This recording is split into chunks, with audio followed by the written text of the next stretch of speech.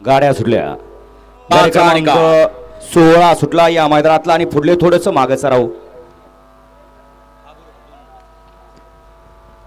गड क्रमांक 16चा निकाल. 16 मध्ये सुंदर आणि डोळ्याचं पारणं फेडणारी लढत पाहायला मिळाली आणि त्या लढतीचा निकाल आहे. पंचांनी दोन्ही अँगल पाहिले आणि दोन्ही अँगल पाहून दोन गाड्यांना सामना निकाल दिला.